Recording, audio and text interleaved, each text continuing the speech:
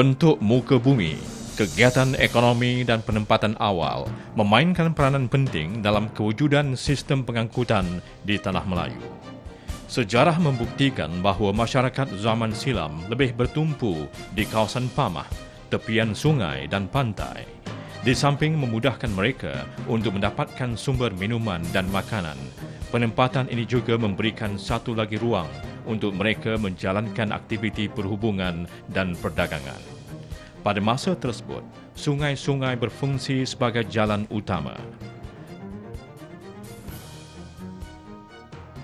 Di kuala-kuala sungai pula, kapal mengambil bahagian dalam proses membawa barang ke peringkat yang lebih luas, iaitu dari satu negeri ke negeri yang lain. Pada masa yang sama, pengangkutan darat seperti gajah, kereta lembu dan kereta kuda juga digunakan. Walau bagaimanapun, faktor bentuk muka bumi yang berhutan rimba dan bergunung ganang serta kos penyelenggaraannya agak tinggi menghalang perkembangan pengangkutan jenis ini. Sementara itu, perkembangan ekonomi ke kawasan-kawasan pedalaman menyebabkan pengangkutan secara tradisi tidak lagi dapat memainkan peranan yang memuaskan. Keadaan ini telah membawa kepada pengenalan sistem pengangkutan kereta api pada tahun 1885, seterusnya memainkan peranan penting dalam sistem pengangkutan negara pada ketika itu. Selaras dengan perkembangan kereta api di Tanah Melayu sekitar tahun 1890-an, pihak British pula telah membawa masuk kereta. Sistem pengangkutan darat semakin berkembang pada zaman pemerintahan Jepun, di mana kenderaan-kenderaan seperti lori, basikal dan motosikal digunakan.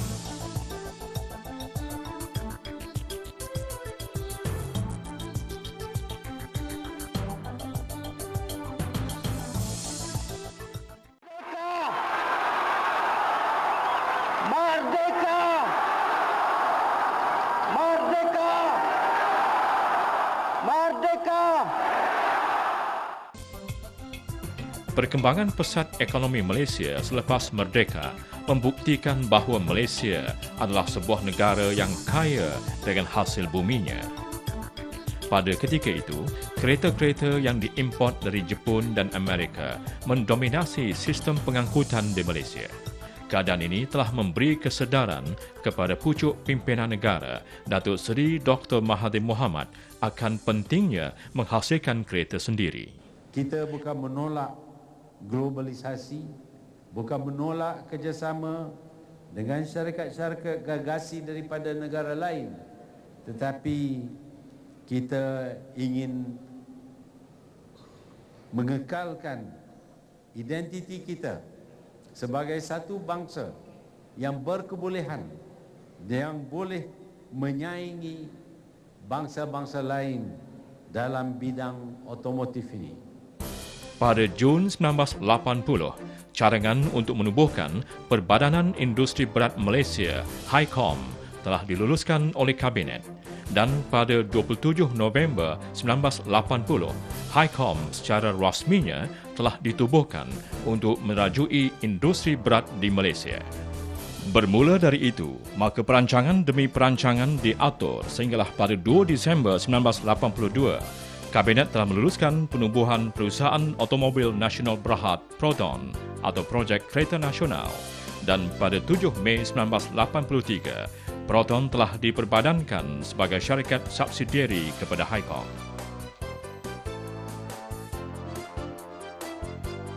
Pengeluaran Kereta Nasional Malaysia yang pertama pada tahun 1985, iaitu Proton Saga, melambangkan detik permulaan penceburan Malaysia dalam bidang pengeluaran kereta. Proton Saga direka bentuk khas oleh mereka Malaysia dan ia menggabungkan daya cipta terbaru. Kilang Proton adalah merupakan yang terbesar di Asia Tenggara, meliputi kawasan seluas 550,000 meter persegi dengan kawasan berbumbung seluas lebih daripada 85.620 meter persegi. Selepas perusahaan yang lebih daripada 10 tahun, syarikat Proton telah berjaya menjadi jenama kereta yang paling popular dan paling laris di tanah air. Kejayaan Malaysia dalam industri ini tidak berhenti setakat itu saja, malah pada tahun 1993, satu lagi perusahaan automobil telah ditubuhkan, iaitu Perusahaan Automobil Kedua atau Pro2.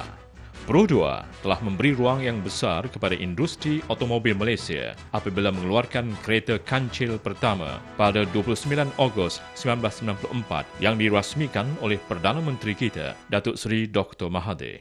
Ibu pejabat Pro2 yang terletak di Rawang, Selangor mempunyai keluasan 50,000 hektar dan kilang seluas 64,000 persegi dan kapasiti pengeluaran 150,000 unit. Pada 22 Disember 1995, penjualan kereta kancil dikeluarkan sebanyak 50,000 unit dan pada 7 Januari 1997, peningkatan ini bertambah sebanyak 100,000 unit. Seterusnya, sehingga tahun 2002, sebanyak 500,000 unit kancil telah dipasarkan. Pro2 kancil bukan sahaja dipasarkan di negara ini, malah dipasarkan di peringkat antarabangsa, termasuklah United Kingdom, Brunei Darussalam, Singapura dan sebagainya. Sambutan baik yang diterima memberi galakan untuk Pro2 mempelbagaikan pengeluaran produknya, termasuk menghasilkan minivan Pro2 rusa dan kenderaan pacuan 4 roda iaitu Pro2 Kembara. Sebagai kesinambungan kepada projek otomotif negara pada tahun 1995, kerajaan telah memberi kelulusan kepada DRB Highcom Berhad untuk menerajui projek motosikal nasional negara Modenas.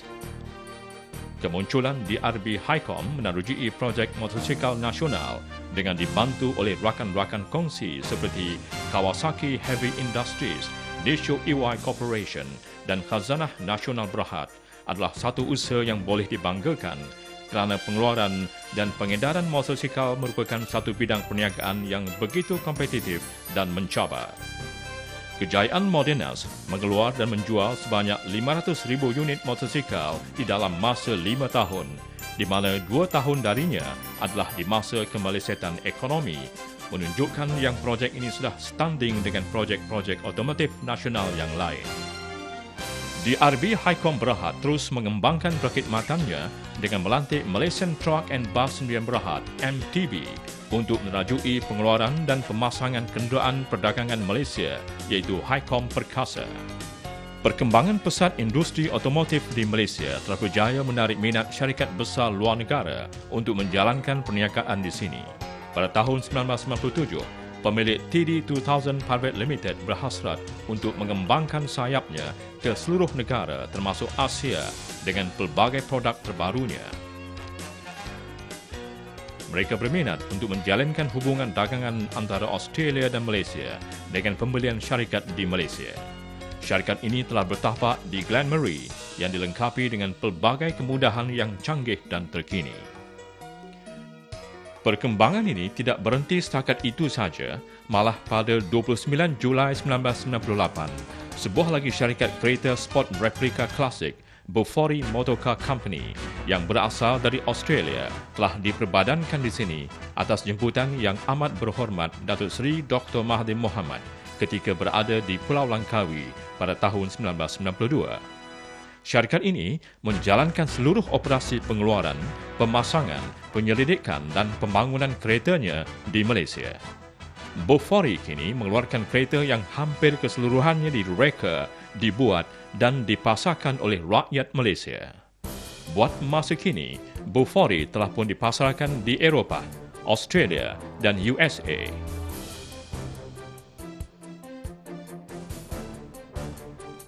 Kemajuan yang dikecapi oleh Malaysia dalam dunia industri berat memberikan satu cabaran taraf industri berat antarabangsa seperti Eropah, Amerika, Jepun dan Jerman. Tidak hairan jika Petronas telah membawa satu perubahan dalam sukan bertaraf antarabangsa seperti sukan bermotor di Sepang International Circuit.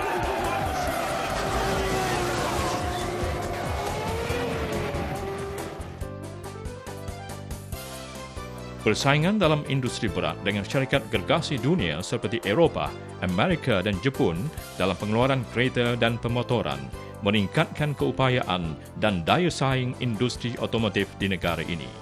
Oleh itu, dalam cabaran dan masa depan industri otomotif, negara telah mengatur langkah-langkah untuk meningkatkan industri otomotif negara, iaitu memberi pengecualian duty import dan excise ke atas import CKD. Ia juga menghapuskan mekanisme penyelian harga bersih dan meningkatkan keupayaan pengeluar-pengeluar komponen otomotif tempatan bertujuan untuk meningkatkan kecekapan dan daya saing melalui program pembekal global, program rantaian industri, program ICT dan program kepakaran teknikal. Selaras dengan itu, langkah yang patut diambil bagi mewujudkan insentif yang sesuai kepada negara, capital saving equipment dijalankan melalui pelbagai aktiviti penyelidikan dan pembangunan bagi merealisasikan matlamat negara untuk menjadi sebuah negara berasaskan industri berat di masa akan datang.